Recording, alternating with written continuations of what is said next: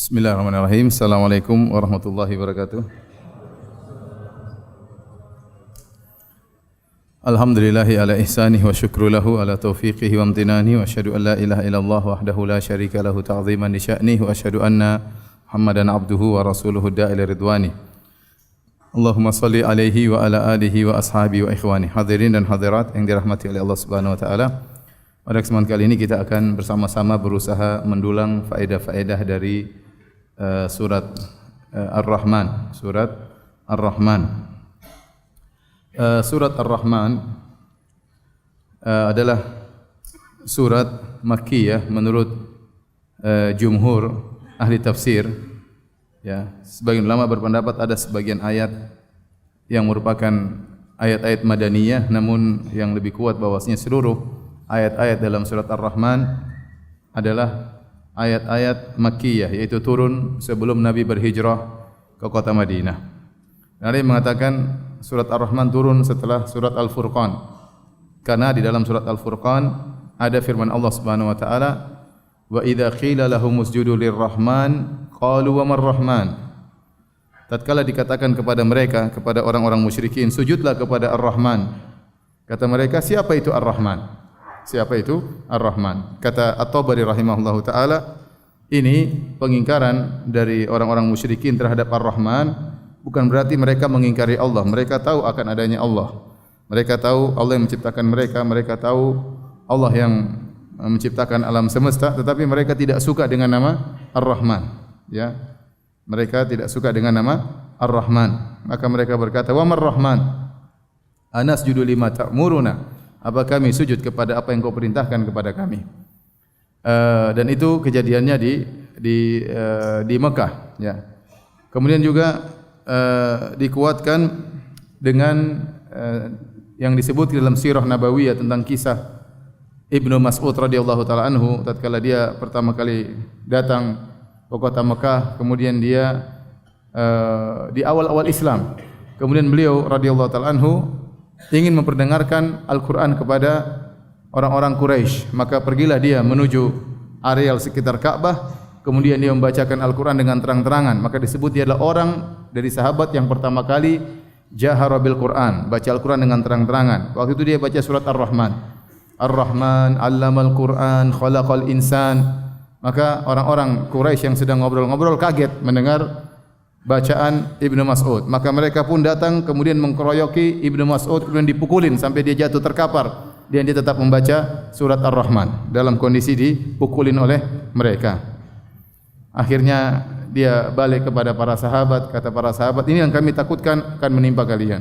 Kata Ibnu Mas'ud, kalau kalian ingin saya baca lagi besok, saya akan baca. Dan itu terjadi di mana? Di kota Mekah di awal-awal Islam, menunjukkan bahwasanya surat Ar-Rahman adalah surat Makkiyah.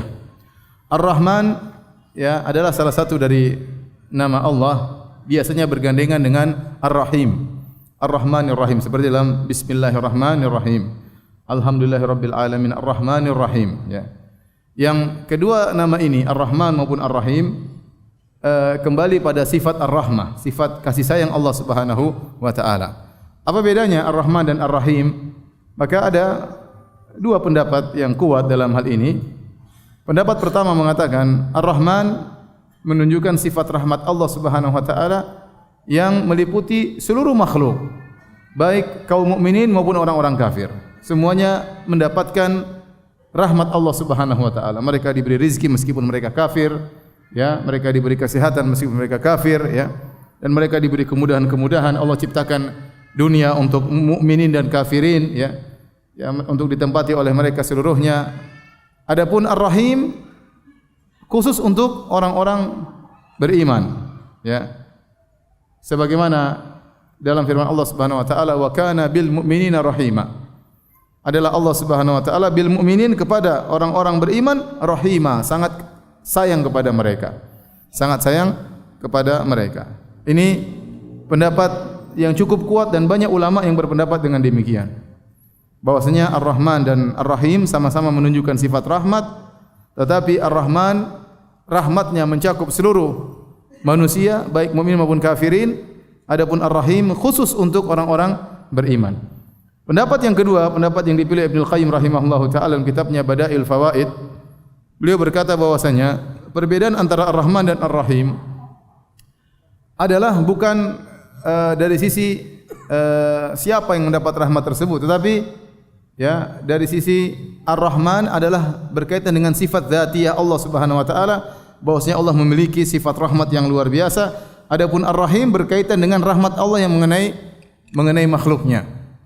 Jadi Ar-Rahman berkaitan dengan zat Allah, Ar-Rahim adalah rahmat Allah berkaitan dengan rahmat Allah yang mengenai makhluk-makhluknya. Dan secara pendapat, maka pendapat Ibnu Qayyim lebih kuat, ya. Karena dalam ayat yang lain kata Allah Subhanahu wa taala, ya, innallaha bin-nasi laraufur rahim. Dalam ayat yang lain Allah mengatakan sungguhnya Allah Subhanahu wa taala bin-nas laraufur rahim, sangat sayang kepada manusia. Dan manusia di sini mencakup mukminin maupun kafirin. Berarti Allah juga rahim kepada orang kafir, ya.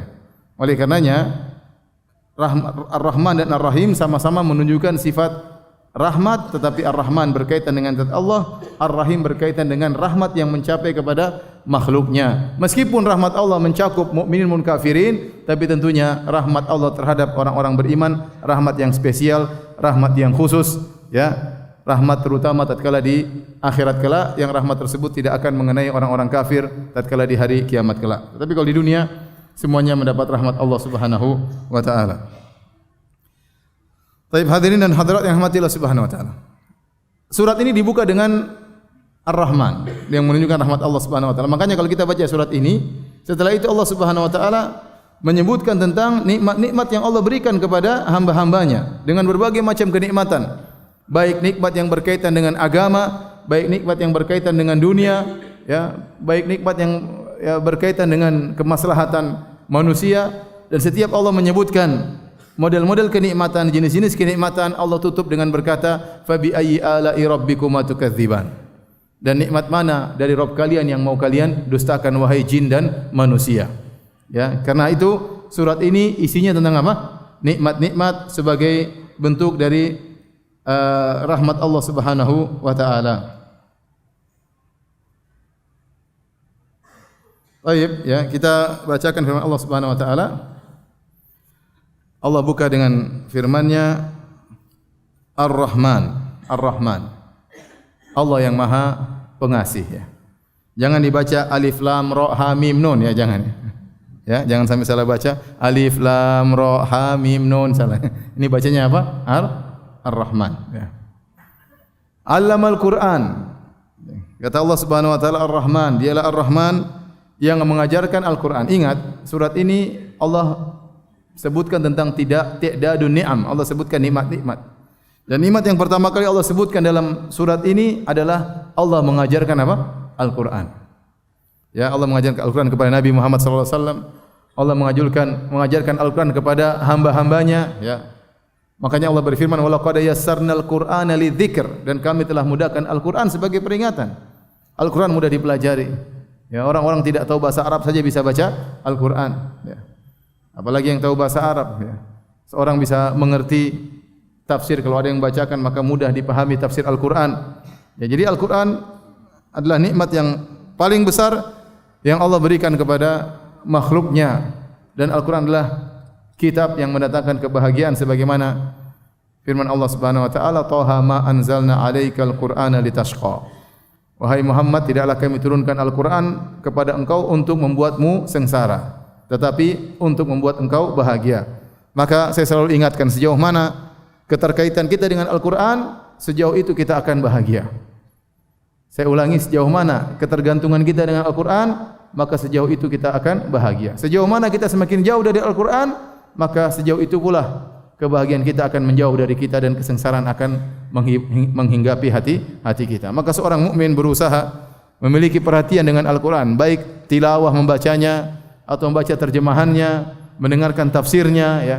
Karena semakin dia memperdalam Al-Quran, maka dia semakin memperoleh kebahagiaan. Karena Allah sebutkan dalam surat ini, nikmat yang paling besar Allah berikan sebelum nikmat-nikmat yang lain adalah nikmat Al-Quran. Allamal Quran.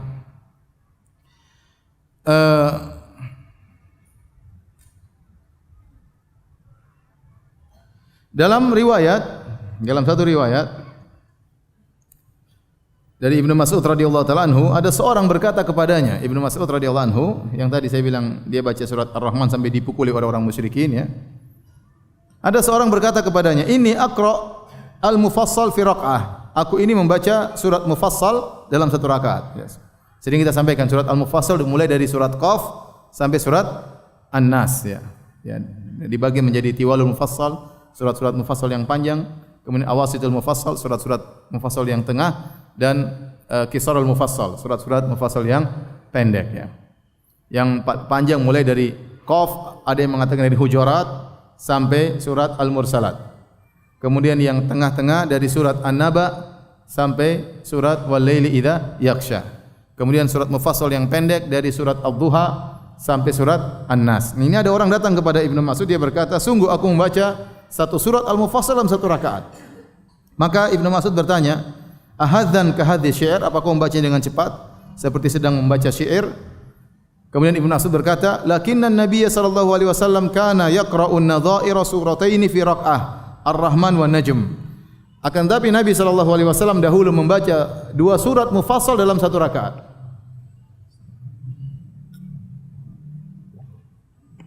Nabi membaca surat Ar-Rahman dan surat An-Najm dalam satu rakaat. Waqtarabat wal haqqah fi raq'ah. Dan Nabi baca surat Al-Qamar, iqtarabatis sa'atu wa ansyaqqal qamar, dan surat Al-Haqqah dalam satu rakaat. Ternyata Nabi terkadang baca dalam satu rakaat dua surat. Boleh juga tiga surat sebagaimana Rasulullah SAW pernah salat malam diikuti oleh seorang sahabat, ya kalau tidak salah Hudzaifah bin Yaman. Kemudian Rasulullah SAW baca satu rakaat, baca surat Al-Baqarah, kemudian surat An-Nisa, kemudian surat Ali Imran ya, dalam satu rakaat. Setelah tiga surat baru kemudian beliau apa? Ruku ya, dan ini luar biasa ya. Bayangkan Al-Baqarah, kemudian An-Nisa, kemudian apa? Ali Imran. Tapi itu salat sendiri, kemudian ada sahabat yang ngekor belakang ya, salah sendiri. Kemudian Nabi baca sampai dia mengatakan setelah di penghujung surat Al-Baqarah dia menyangka Nabi akan ruku. Ternyata Nabi tidak ruku, lanjut surat An-Nisa. Di penghujung surat An-Nisa dia menyangka Nabi akan ruku, ternyata Nabi tidak ruku, lanjut lagi surat Al-Imran sampai dia berkata hampir-hampir aku ingin meninggalkan Nabi salat sendiri ya. Tapi dia bersabar, akhirnya selesai juga. Kemudian Nabi membaca Wat-Tur wa Dzariyat fi raq'ah. Kata Ibnu Mas'ud, Nabi terkadang baca surat At-Tur dan Dzariyat dalam satu rakaat. Kemudian Nabi juga baca surat Al-Waqi'ah dan surat An-Nun, surat Nun dalam satu rakaat. Nabi baca surat Amma Yatasaalun dengan Al-Mursalat dalam satu rakaat. Nabi baca surat Ad-Dukhan wa Idza Syamsu Kuwirat dalam satu rakaat. Nabi baca Sa'ala Sa'ilun, surat Al-Ma'arij dan surat An-Nazi'ah dalam satu rakaat. Nabi baca surat Wailul lil Mutaffifin sama surat Abasa dalam satu rakaat. Jadi Nabi pernah menggabungkan dua rakaat dalam satu dua surat dalam satu rakaat. Sehingga dijadikan dalil oleh para ulama bahwasanya seorang dalam satu rakaat boleh membaca dua surat atau lebih ya, dan boleh juga satu rakaat satu surat, dan itu yang biasa kita lakukan. Dan boleh juga kita membagi surat menjadi dua ya. Karena Allah berfirman, "Faqra'u ma tayassara minal Qur'an." Bacalah yang mudah dari Al-Qur'an. Ya, satu surat kita bagi dua, rakaat pertama setengah surat, rakaat kedua setengah surat. Bahkan sebenarnya membolehkan satu ayat kita boleh potong terkadang kalau dia membawa makna yang lengkap. Pendapat sebagian ulama, satu ayat seperti ada ayat yang panjang boleh kita bagi dua dalam satu rakaat setengah ayat, rakaat berikutnya setengah ayat. Namun sebaiknya kita hindari ya, karena yang dicontohkan oleh Nabi sallallahu alaihi wasallam adalah apa? Adalah surat ya, atau satu surat dibagi dua. Tapi ini di antara riwayat yang menyebutkan tentang surat Ar-Rahman ya, dalam riwayat ya. Jadi Allah mengatakan Ar-Rahman 'allamal Qur'an. Kemudian Allah menyebutkan nikmat yang lain, kata Allah khalaqal insan. Allah ciptakan manusia. Allah ciptakan manusia. Manusia di sini siapa yang dimaksud? Maka ada yang mengatakan manusia di sini maksudnya adalah Adam alaihissalam.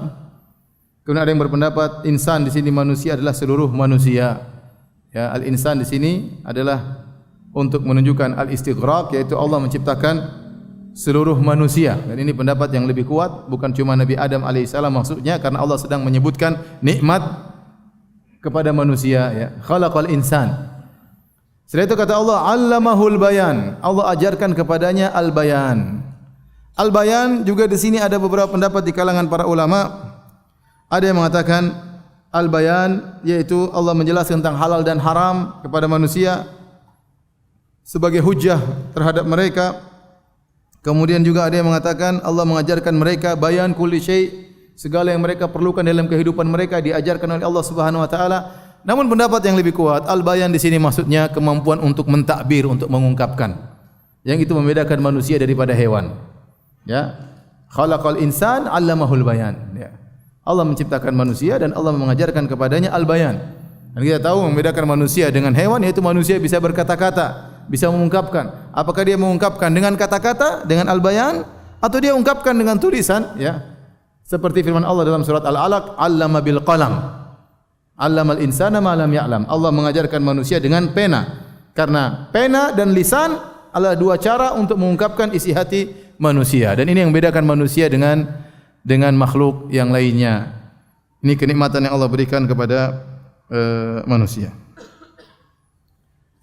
Kemudian Allah berfirman, wasyamsu wal qamaru bihusban. Matahari dan rembulan bihusban. Husban di sini secara bahasa bisa kembali kepada dua makna. Husban bisa artinya putaran yang berputar pada roha. Roha itu dahulu kalau orang ingin menggiling biji maka mereka putar dengan suatu alat, apa namanya Mas bahasa Indonesia? Alat penggilingan yang diputar. Sehingga biji-biji tersebut digiling dengan alat penggulungan tersebut yang disebut dalam bahasa Arab dengan ar-roha. Ya, maka kata mereka maksudnya ayat ini asy-syamsu wal qamaru bihusban, yaitu matahari dan rembulan beredar sesuai dengan edarannya. Sesuai dengan edarannya. Pendapat kedua yang mengatakan bahwasanya bihusban maksudnya ada semacam dalam alat tersebut ada semacam kayu yang bulat. Kata mereka maka matahari dan rembulan bihusban maksudnya bulat. Al-aflaq mustadirah. Kata mereka seluruh benda-benda langit bulat. Seluruh benda-benda langit bulat. Ini pendapat. Pendapat yang lain maksudnya asy-syamsu wal qamaru bihusban, maksudnya husban dari hasabtu, hisaban, yaitu hitungan. Bahwasanya matahari dan rembulan berjalan dengan hitungan yang sudah ditentukan. Dengan adanya matahari dan rembulan, maka manusia bisa menghitung tahun, bisa menghitung hari, bisa menghitung bulan. Ya. Seandainya setiap setahun penuh siang terus, orang bingung. Ya. Umur dia sudah berapa tahun? Dia tidak tahu. Umur dia sudah berapa bulan dia tidak pernah tahu. Seandainya 1 tahun full selalu malam tidak ada siangnya, ya, bulan tidak pernah muncul dan bulan tidak pernah tenggelam misalnya, maka seorang tidak tahu bagaimana dia menghitung. Maka di antara nikmat Allah Subhanahu wa taala Allah menjadikan siang dan malam. Allah menjadikan matahari, ya, Allah menjadikan rembulan. Rembulan punya untuk menghitung berkaitan dengan kegiatan-kegiatan ibadah, matahari juga diperlukan untuk menghitung yang lainnya. Dua-duanya bisa dita'lamu adadas sinina wal hisab. Kata Allah Subhanahu wa taala agar kalian bisa menghitung tahun dan kalian bisa menghitung yang lainnya. Ini 3 tafsiran dalam ayat ini. Saya ulangi yang pertama. Kata mereka bihusban artinya matahari dan rembulan beredar pada orbitnya. Dan ini secara ilmu fisika sekarang benar, ya. Kemudian ada yang mengatakan bihusban maksudnya al-aflaq mustadirah. Seluruh benda-benda langit semuanya bulat, ya, termasuk bumi. Termasuk bumi bulat tidak datar, ya. Ini pendapat dikuatkan oleh Syekhul Islam Ibnu Taimiyah. Beliau menukilkan ijma' dalam beberapa buku beliau seperti dalam Majmu' Fatawa. Ya, demikian juga dalam kitab beliau Bayan Talbis Al-Jahmiyah bahwasanya para ulama ijma' bumi itu bulat. Bumi itu bulat, ya. Adapun firman-firman Allah Subhanahu wa taala yang mengatakan kami jadikan bumi sebagai hamparan, artinya secara kita lihat memang bumi hamparan, dataran yang luas. Ya, Allah berbicara tentang apa yang dilihat oleh seseorang di hadapan dia, bumi itu apa? Berupa hamparan, sehingga mudah untuk dibangun bangunan, mudah untuk bercocok tanam. Ya, sesekali dihiasi dengan gunung, sesekali dihiasi dengan sungai, tapi secara umum bumi itu apa? Terhampar dan datar sehingga layak untuk ditempati. Tetapi kata beliau, kata Syekhul Islam Taimiyah rahimahullah bahwasanya bumi itu bulat. Ada khilaf kah? Ya, sekarang mulai ada perdebatan antara bumi itu datar ataukah bulat, tetapi kalau saya sampaikan perkataan ulama, mereka mengatakan ijma' bahwasanya bumi itu apa? Bulat, ya. Saya lebih condong pada pendapat ini bahwasanya bumi itu apa? Bulat, ya. Karena di antara dalil yang disebutkan oleh para pendukung bumi itu bulat, Kata mereka bahwasanya, ya, kita lihat pergerakan matahari dari dia mulai terbit sampai terbenam, ukurannya konstan, tidak banyak berubah. Berbeda dengan orang-orang berpendapat bahwasanya bumi itu datar, kata mereka matahari itu dekat. Tidak seperti yang dibayangkan oleh ahli fisika mengatakan jaraknya 150 juta tahun, tetapi jaraknya cuma dekat. Nah, kalau jaraknya dekat, tentu perubahan dia dari terbit sampai terbenam harusnya perubahan bentuknya, ukurannya kok sangat signifikan, ya. Karena kalau kita lihat benda dekat dengan kita, dia semakin jauh sangat kecil, kan? Paham tidak? Kita lihat pesawat misalnya dekat, kan? Kalau pas di atas kita, dia, tapi semakin jauh semakin apa? Menghilang. Karena jaraknya dekat. Tapi kalau kita lihat benda yang sangat jauh, dia akan konstan ukurannya, seperti bintang dan yang lain. Ini di antara dalil sederhana bahwasanya bumi itu bulat. Demikian juga saya tadi baru baca dalil sederhana. Mereka sebutkan Burjul Khalifah. Antum tahu Burjul Khalifah? Tahu enggak? Tower yang ada di Dubai. Antum belum pernah masuk, kan? Ya, kalau saya pernah, alhamdulillah. Makanya jadi ustaz. Saya sama istri sama anak, ya. Jadi Burjul Khalifah itu tingginya 1 kilo kurang, 850 meter atau kurang dikit daripada itu. Atau kurang lebih. Di situ sampai disebutkan orang melaksanakan salat maghrib di 3 waktu. Karena bagian bawah dia maghrib terlebih dahulu, bagian tengah agak belakangan, dan semakin atas semakin apa? Belakangan. Paham tidak? Ya, semakin orang semakin tinggi, dia bukanya semakin telat. Jadi sampai mereka salat maghrib di 3 waktu. Yang lantai bawah salat maghrib di luar, buka puasa di luar. Yang lantai tengah apa namanya? Nunggu sebentar. Yang lantai paling atas nunggu lagi sebentar. Makanya mereka mengatakan di Burjul Khalifah, di Tower Khalifah tersebut, seorang bisa melihat matahari tenggelam 2 kali atau 3 kali. Ya tinggal dia lihat matahari tenggelam, kemudian naik lift ke atas, dilihat lagi matahari apa? Tenggelam. Ini menunjukkan bahwasanya bumi itu bulat. Kenapa? Semakin kita tinggi, kita semakin bisa melihat apa? Ke bawah jadi matahari, oh masih kelihatan. Tadinya sudah tenggelam, kelihatan lagi, kan? Paham tidak? Ini kan bulan, ini bumi misalnya. Sekarang kita di bawah, matahari sudah tenggelam. Tapi kalau kita naik ke atas, kelihatan. Seandainya bumi itu datar, maka tidak merubah, ente naik turun tetap aja enggak kelihatan. Paham tidak? Enggak paham juga enggak apa-apa.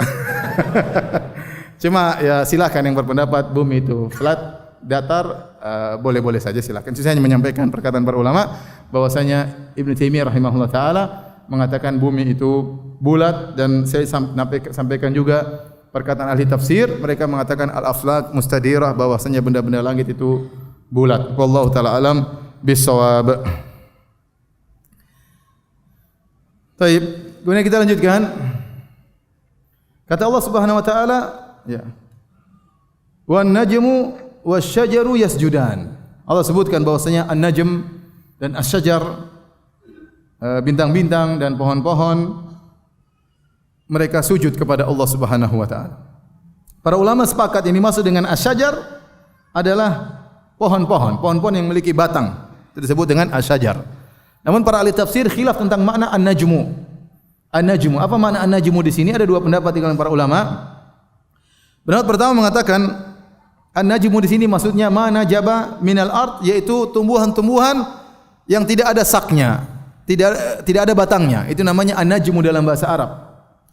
Jadi an-najmu bukan hanya maknanya bintang, tapi maksudnya adalah tumbuhan-tumbuhan yang tidak ada batangnya, seperti kangkung, seperti sayur mayur, ya. Yang ada pohonnya seperti pohon durian, pohon mangga, pohon macam-macam, ya. Dan banyak tumbuhan yang tidak memiliki batang yang tinggi, banyak tumbuhan yang rendah dan tidak memiliki batang. Tumbuhan-tumbuhan yang tidak memiliki batang-batang tersebut disebut dengan an-najmu dalam bahasa Arab. Sehingga sebagian ahli tafsir mengatakan an-najmu wasyajaru yasjudan, maksudnya seluruh Allah sedang berbicara tentang pohon-pohon. Itu pohon-pohon baik yang berbatang maupun yang tidak berbatang, semuanya tunduk sujud kepada Allah Subhanahu wa taala. Ini pendapat pertama. Pendapat kedua, dan ini dirajihkan oleh Ibnu Katsir rahimahullahu taala, bahwasanya yang dimaksud dengan an-najmu di sini adalah benda langit, yaitu bintang-bintang. Yaitu Allah ingin menjelaskan bahwasanya di bumi dan di langit semuanya sujud kepada Allah Subhanahu wa taala. Dan Allah menggandengkan bintang dan pohon dalam ayat yang lain, seperti dalam surat Al-Hajj ayat 18, kata Allah Subhanahu wa taala, "Alam tara anna Allaha yasjudu lahu man fis samawati man fil ardi." Tidakkah kau lihat bahwasanya telah sujud kepada Allah atau sujud kepada Allah semua yang di langit dan semua yang di bumi. Malaikat, manusia, wasyamsu wal qamar, matahari juga sujud, rembulan juga sujud, wan nujumu, dan bintang-bintang juga sujud, wal jibalu wasyajaru, dan gunung-gunung dan pohon-pohon, wad dawabu, dan binatang-binatang, wa katsirun minan nas, dan banyak manusia yang sujud kepada Allah Subhanahu wa taala. Artinya banyak manusia yang sujud, banyak manusia juga yang tidak sujud. Wa katsirun minan nas. Di sini dalam ayat ini Allah menggandengkan antara an-nujum dan sajar. Kata Allah, wasyamsu wal qamaru wan nujumu wal jibalu wasyajaru. Matahari, rembulan, bintang-bintang, gunung-gunung dan pohon semuanya sujud kepada Allah Subhanahu wa taala. Timbul pertanyaan, Ustaz, bagaimana cara pohon sujud? Apakah sujud? Kita enggak pernah lihat pohon apa? Sujud ya. Sama, kita enggak pernah lihat juga bintang apa? Sujud. Syekhul Islam Ibnu Taimiyah rahimahullah taala punya perkataan yang indah dalam masalah ini. Intinya, para ahli tafsir dalam ayat seperti ini, bahwasanya rembulan atau bintang-bintang dan pohon sujud kepada Allah Subhanahu wa taala, ada yang membawakan makna sujud tersebut kepada makna majazi. Majaz maksudnya sujud, maksudnya khudu', tunduk. Mereka di bawah aturan Allah Subhanahu wa taala. Pohon-pohon tumbuh atau mati atas kehendak Allah Subhanahu wa taala. Bintang-bintang beredar di orbitnya, muncul dan tenggelam semuanya dengan kehendak Allah Subhanahu wa taala. Demikian juga matahari dan rembulan tidak ada yang keluar dari perintah Allah Subhanahu wa taala. Makanya matahari tatkala dia beredar sesuai dengan aturannya. Misalnya kita duduk jam 4 sore, kita tunggu buka puasa. Kita bilang, kok bisa enggak matahari cepat langsung cepat buka? Enggak bisa, dia enggak bisa cepat-cepat. Dia pasti berjalan sesuai dengan aturannya karena dia sujud kepada Allah, artinya dia tunduk kepada aturan Allah Subhanahu wa taala. Ini pendapat sebagian ahli tafsir, mereka menafsirkan sujud di sini dengan makna majazi, artinya khudu', tunduk di bawah aturan siapa? Allah Subhanahu wa taala. Ini pendapat pertama. Pendapat kedua menafsirkan sujud di sini dengan makna hakiki. Bahwasanya benar-benar matahari sujud, benar-benar rembulan sujud, benar-benar pohon sujud, bintang-bintang sujud. Adapun bagaimana cara sujudnya, maka masing-masing sesuai dengan makhluk-makhluk tersebut. Tidak selalu seperti manusia yang sujud di atas 7 anggota tubuh.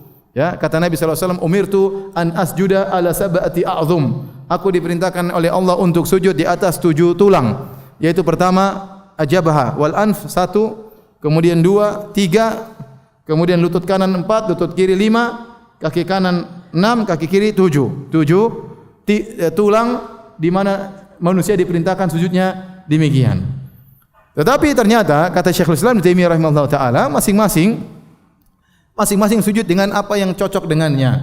Contohnya di zaman Bani Israel, mereka disuruh sujud dan sujud mereka terkadang artinya ruku. Seperti firman Allah Subhanahu wa taala, "Wadkhulul baba sujjadan wa qulu hittatun naghfir lakum khotoyakum." Dalam surat Al-Baqarah. Waktu Bani Israel ingin masuk ke Baitul Maqdis, ke kota Palestina, kata Allah, "Wadkhulul baba sujjada." Masuklah kalian ke gerbang kota Palestina dengan sujud. Ya. Kalau sujud gimana cara masuknya? Sujud sini maksudnya ruku. Sujud sini maksudnya apa? Ruku. Jadi sujud secara bahasa artinya khudu', tunduk. Tetapi ketundukan tersebut untuk umat Islam diekspresikan dengan apa? Dengan sujud di atas 7 tulang. Paham? Adapun sujudnya orang-orang Bani Israel dulu dalam ayat tadi, wadkhulul baba sujada, maksudnya dengan apa? Ketundukan dengan ruku. Karena dengan ruku mereka masih bisa jalan. Tapi kalau maksudnya sujud ya enggak bisa. Ini loncat-loncat begitu maksudnya. Masuk pintu enggak, tetapi dengan apa? Ruku. Nah, demikian juga seperti para ahli tafsir mengatakan, ya, pepohonan, bagaimana mereka sujud? Mereka sujud dengan perubahan, dikatakan tatkala berubah bayangannya ke kanan atau ke kiri, itulah saatnya mereka sujud. Seperti firman Allah Subhanahu wa taala, "Awalam yarau ila ma khalaqallahu min syai'in yatafayya'u dhilaluhu 'anil yamini wasyama'ili sujjada lillah wa hum dakhirun." Kata Allah Subhanahu wa taala, tidakkah mereka melihat kepada, ya, apa yang Allah ciptakan, ya, berupa pepohonan yang bayangannya ke kanan, rindangannya terkadang ke kiri, sujada, dalam kondisi sujud. Jadi tatkala perubahan bayangan dari ke kanan, bayangannya penuh ke kanan, itu dia sedang sujud. Tatkala bayangannya ke kiri, mungkin di waktu sore, tadinya di waktu pagi, di waktu sore dia juga sedang apa? Sujud. Kata Allah, wa hum dakhirun, dan mereka di bawah perintah Allah Subhanahu wa taala. Adapun matahari, bintang-bintang bagaimana sujud, Allah alam bisawab. Sebagian ahli tafsir mengatakan bintang waktu dia mau terbenam, itulah dia sedang sujud. Tetapi intinya kita tidak tahu bagaimana persis mereka sujud, tapi Allah kabarkan bahwasanya mereka sujud kepada Allah Subhanahu wa taala, dan masing-masing benda makhluk sujud dengan apa yang sesuai dengan benda tersebut. Kata Allah, wan najmu wasyajaru yasjudan. Bintang-bintang dan pepohonan sujud kepada Allah Subhanahu wa taala. Kemudian Allah sebutkan nikmat yang lain, was samaa rafa'aha wa wada'al mizan. Kata Allah, dan langit Allah tinggikan. Subhanallah ya. Kita aja bangun rumah setengah mati ya. Bangun rumah yang hanya sekedar tipe 36, 6 kali 6. Bikin tiang berapa, apalagi rumah yang luas yang mungkin 300 meter persegi, entah berapa tiang harus kita pancang, hanya tingginya cuma 3,5 meter ya. Ini langit yang luar biasa luasnya dan sangat tinggi. Kata Allah, was-samaa rafa'aha. Allah meninggikan langit. Siapa yang mampu bikin bangunan semegah langit ini? Tidak ada yang mampu. Ya, kata Allah Subhanahu wa taala, bi ghairi amadin tarawunaha. Kami angkat langit tanpa ada tiangnya dan begitu kokoh, saqafan marfu'a. Kata Allah, menjadi saqaf, yaitu menjadi atap bagi kalian. Yang atap tersebut bukan cuma atap kosong, isinya banyak. Situ ada matahari, situ ada rembulan, situ ada bintang-bintang. Yang nanti pada hari kiamat atap tersebut akan retak dan robek, maka berjatuhlah benda-benda langit tersebut. Berjatuhanlah benda-benda langit tersebut. Tapi ini di antara nikmat yang luar biasa yang Allah berikan kepada kita. Allah menjadikan bumi dihiasi dengan langit yang begitu kokoh, yang sangat luas, dan Allah bangun tanpa ada apa? Tiang. Ya. Was-samaa rafa'aha.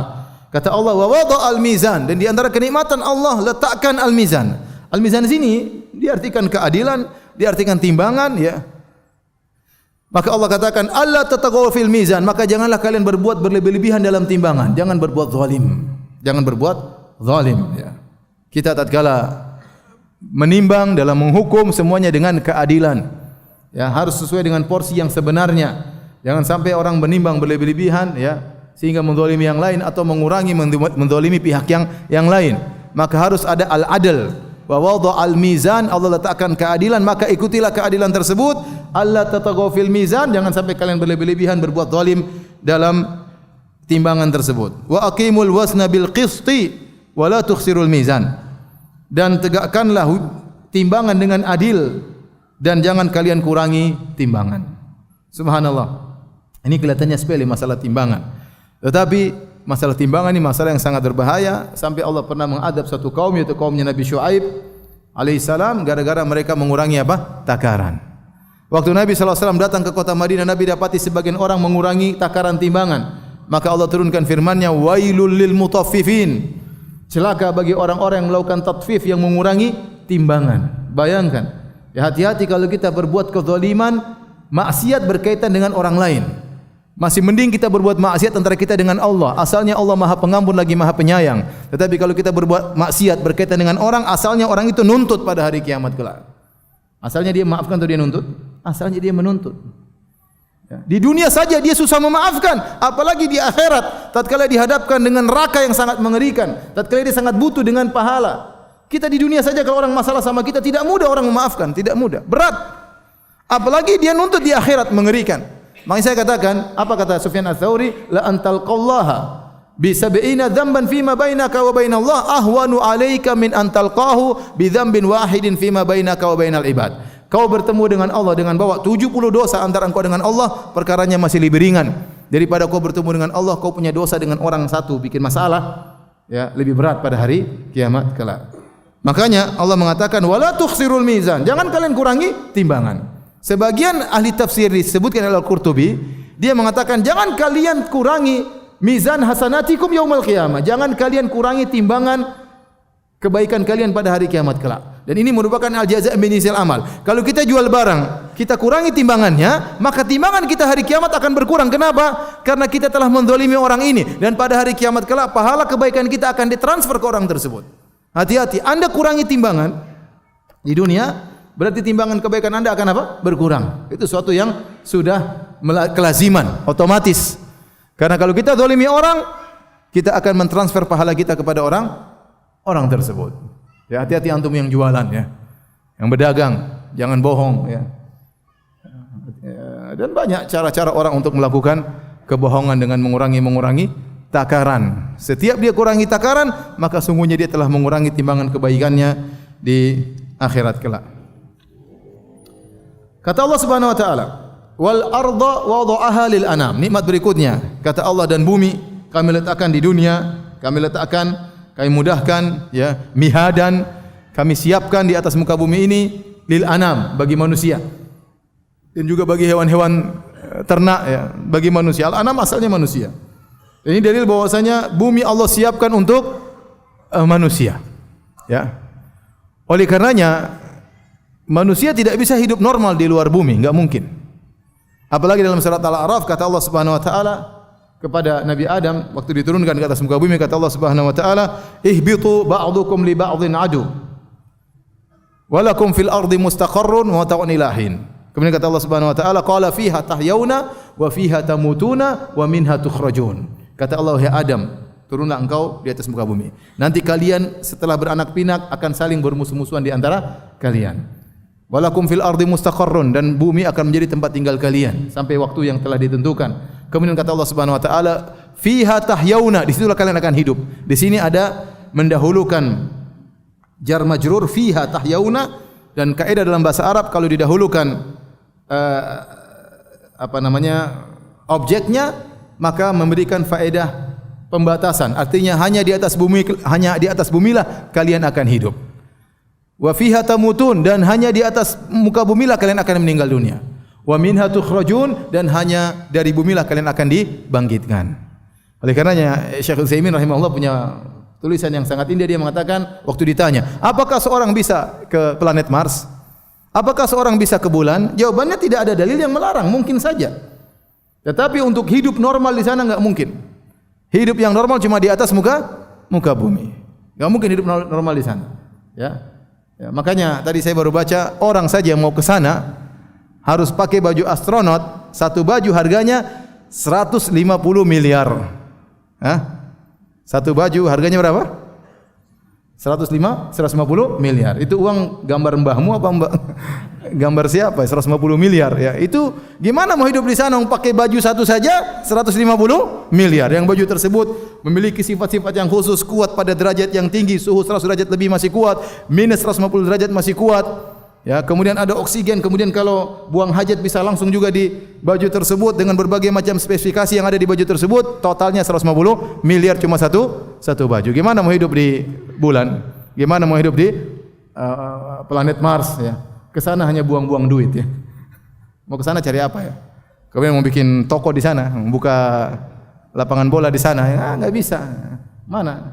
Jadi tempat tinggal buat manusia cuma di mana? Wal arda wada'aha lil anam. Allah letakkan bumi untuk manusia. Kemudian kata Allah Subhanahu wa taala, "Fiha fakihatun wan nakhlu dzatul akmam." Di bumi itu ada buah-buahan. Ente di planet Mars ada buah-buahan. Buah-buahan saja enggak ada, apalagi akhwat enggak ada di sana. Buah-buahan enggak ada, terus gimana mau tinggal sana, mau nikah, mau punya anak enggak bisa ya. Ya. Biayanya kalaupun bisa, biayanya sangat besar. Untuk baju 150 miliar, apalagi yang lainnya. Mau bikin toilet berapa biayanya di sana? Azan ya. Oke. Azan terus salat biasa. Terus kita lanjutkan nanti habis salat. Kita lanjutkan ba'da salat insyaallah taala. Baik, assalamualaikum warahmatullahi wabarakatuh. Alhamdulillah salatu wassalamu ala Rasulillah wa ala alihi wasallam. Sesi kedua kita tanya jawab aja ya. Tanya jawab aja. Insyaallah kita lanjutkan ke depan. Sebelum antum bertanya, saya ingin bertanya, yang bisa jawab akan dikasih hadiah ya. Tolong catatannya semua sembunyikan ya. Nggak boleh nyontek ya. Coba, saya ingin bertanya. Pertanyaan pertama, siapa yang bisa sebutkan 3 pendapat ulama tentang firman Allah Subhanahu wa taala, "Wasyamsu wal qamaru bihusban." Makna bihusban. 3 pendapat. Yakin? 3 pendapat, bukan 2, 3. Saya bisa sebutkan makna bihusban. rembulan dan matahari bihusban. Ya, nyontek tidak? Tidak. Silakan, iya berdiri, cepat. Ya berdiri, sebut nama dan status. Siap. Ya. Kerja ya. Bukan, udah nikah belum? Lajang. Oh, masya Allah. Kasihan. Terus. Ya, jawab. Pendapat pertama. Sesuai dengan orbitnya, ya. Seperti orang yang berputar menggiling alat penggiling. Putar. Terus yang kedua? Yang kedua bahwa benda langit bulat termasuk matahari dan bulan. Iya, matahari dan bulan. Ya, kita lihat bulat semua. Benda-benda langit semuanya bulat. Apa yang membedakan dengan bumi? Bumi. Yang ketiga?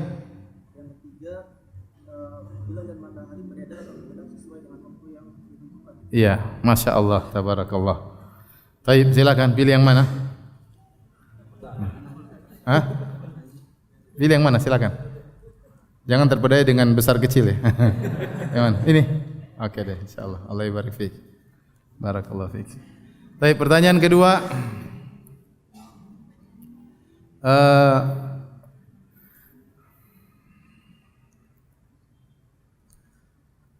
Apa makna allamahul bayan? Silakan Pak, berdiri. Ya. Masya Allah. Status? Udah jelas. Silakan Pak, silakan sini. Silakan Pak, maju.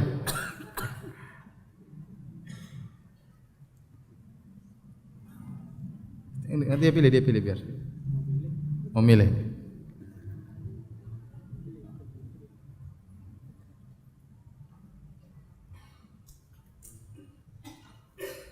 Atau silakan yang mana? Saya juga nggak tahu isinya. Salam dulu Pak. Waalaikumsalam warahmatullahi wabarakatuh. Silakan yang mana? Ini dia Pak. Oke, masya Allah. Terima kasih. Ya, sama-sama. Pertanyaan yang ketiga, apa bedanya Ar-Rahman dengan Ar-Rahim? Siapa yang bisa jawab? Silakan. Ya, dia di luar angkat tangan. Cepat.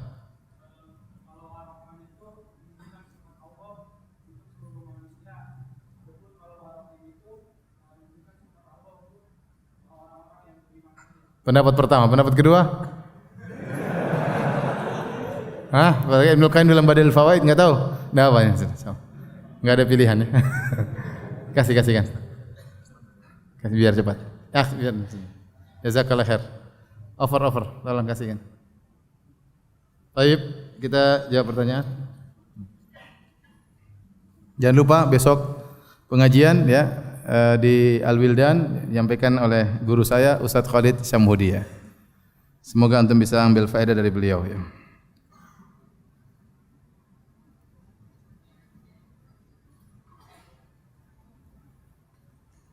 Saya kalau beli solar misalkan 200.000 sama operatornya dipotong Rp1.000 jadi cuma 199.000 saja.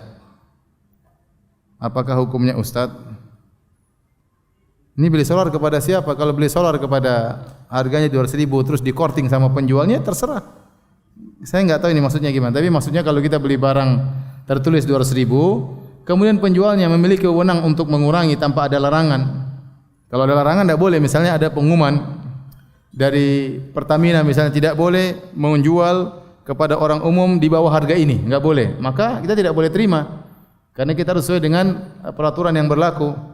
Seperti sebagian dealer mobil mengeluarkan peraturan semua dealer tidak boleh memberi kortingan lebih dari 20 juta misalnya enggak boleh. Maka kalau lebih kortingan 20 juta dikenakan denda 1 miliar. Dan itu terjadi. Ada yang kasih peraturan demikian. Tapi kalau tidak ada aturannya, masing-masing penjual solar memiliki wewenang untuk menurunkan harga, maka tidak apa-apa.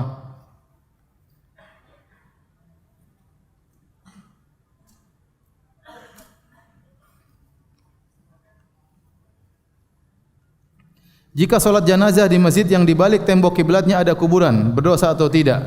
Jika berdosa, dosa besar atau dosa kecil? Ini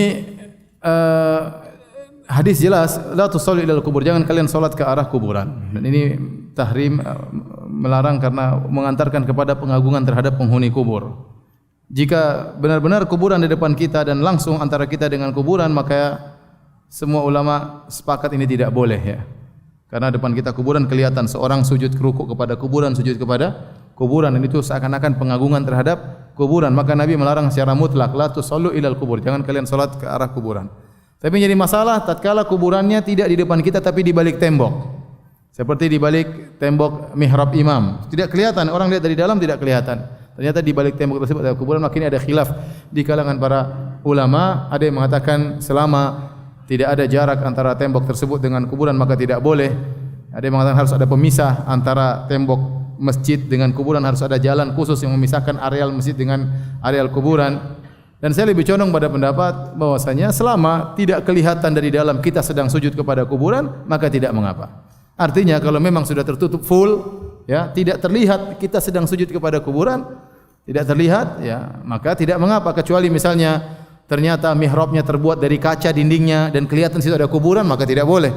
Tapi kalau mihrabnya full tertutup dengan dinding dan tidak nampak sama sekali kuburan tersebut, maka insyaallah tidak mengapa, ya. Karena ini tahrim wasilah, ya.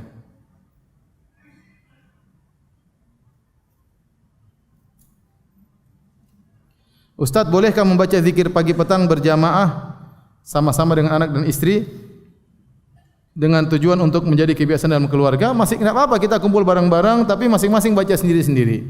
Ya, masing-masing baca sendiri-sendiri, ingatin. Kalau dalam rangka untuk pengajaran sesekali tidak mengapa. Kalau anak-anak dan istri sudah hafal, maka tidak perlu bareng-bareng, tidak perlu bareng-bareng. Tapi kalau di sekolah-sekolah dalam rangka untuk pengajaran, ya, supaya mereka hafal dalam beberapa waktu, setelah mereka hafal sudah enggak perlu lagi dengan satu suara. Tapi kalau kumpul bareng-bareng supaya saling mengingatkan, maka tidak mengapa. Yang penting jangan satu suara, karena Nabi tidak mencontohkan demikian. Jika kita membaca Al-Quran namun yang dibaca hanya Arabnya saja, tidak membaca artinya, tidak memahami ayatnya, apakah berpahala? Iya, berpahala, tetap berpahala. Baca Al-Quran bagaimanapun berpahala. La aqulu alif lam mim harfun walakin alif harfun wa lam harfun wa mim harfun, dan pahalanya besar. Saya tidak mengatakan alif lam mim satu huruf kata Nabi, tapi alif satu huruf, lam satu huruf, mim satu huruf. Wal hasanatu bi asyri amsalha, dan satu huruf mendapatkan 10 kebajikan.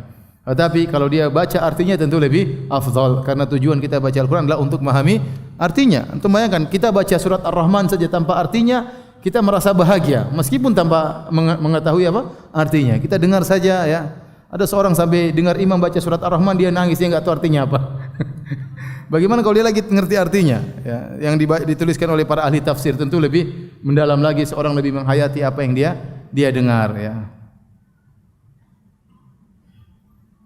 Bolehkah kita berdoa dengan melihat tulisan aplikasi misalnya karena belum hafal doa? Boleh, kita sambil baca, tapi kita doa itu intinya kita akan meminta. Maka kita harus mengerti apa yang kita minta. Ya, kita minta kepada Allah, di antara adab minta kita ngerti apa yang kita minta kepada Allah. Maka kalau kita tidak ngerti tidak hafal, kita boleh baca dan berusaha kita pahami terjemahannya. Ini kita sedang minta ini berarti, ya. Kita sedang minta ini.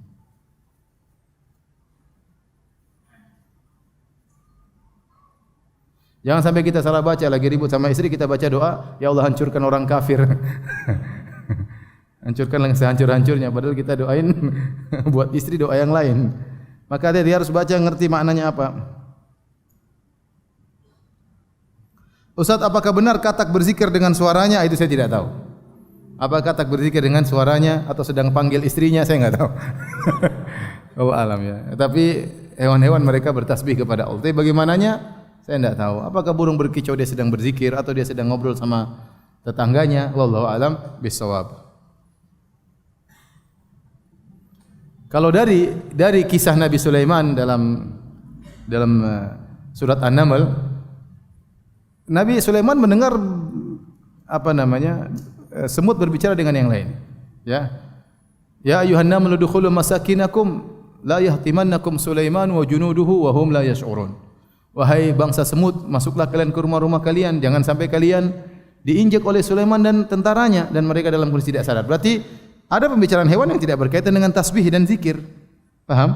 Mereka terkadang berzikir, terkadang mereka berbicara di antara mereka. Wallahu a'lam bishawab. Ustaz, dalam memilih pasangan dianjurkan sekufu. Dalam syariat kufu ini lebih ditekankan secara agama atau status sosial? sekufu ini sekedar untuk status sosial. Dalam syariat sih tidak ada ya.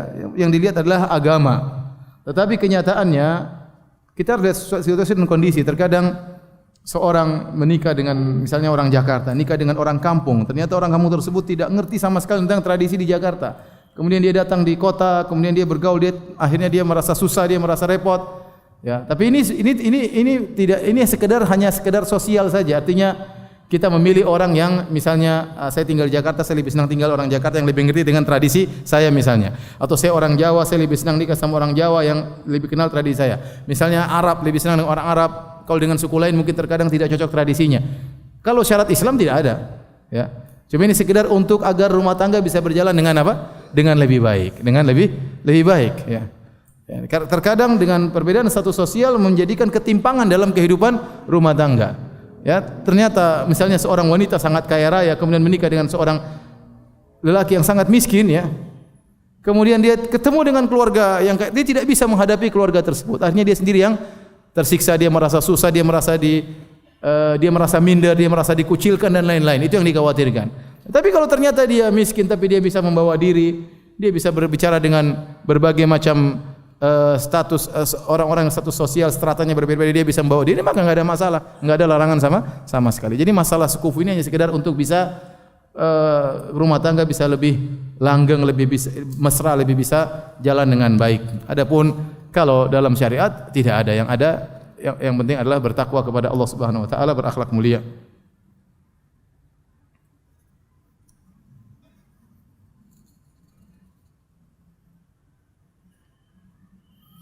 Allah tatagaw fil mizan, apa maksudnya? Merusak keseimbangan itu jangan kalian berbuat zalim dalam timbangan. Jangan berbuat zalim dalam timbangan. Ya, jangan kalian menyelisih keadilan. Bahwasanya dalam timbangan harus keadilan. Makanya al-mizan, wa wadha al-mizan, Allah meletakkan al-mizan, ada dua pendapat. Ada yang mengatakan al-mizan, sini maksudnya adalah timbangan yang ma'ruf, timbangan yang ada dua daun timbangannya, atau ukuran mikyal volume, atau urangan wazan timbangan berat, ya, semua jenis timbangan, terutama timbangan zaman sekarang yang kemudian orang meletakkan barang kemudian keluar digital misalnya, maka itu namanya timbangan. Ada yang mengatakan al-mizan sini maksudnya al-adl, keadilan.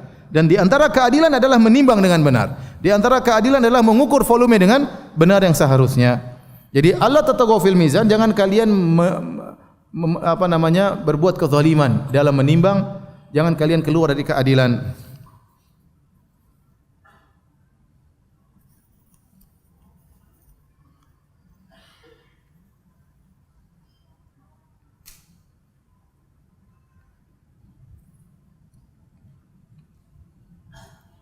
Ketika saya membuka sosial media, lalu saya melihat foto akhwat bercadar, lalu melihat komentar dari ikhwan, dan komentar membawakan surat Ar-Rahman ayat 13. Fabi ayyi ala'i rabbikuma tukadziban. Nikmat Rabbmu mana yang kau dustakan? Maksudnya apa maksudnya? Maksudnya akhwat itu saya enggak tahu.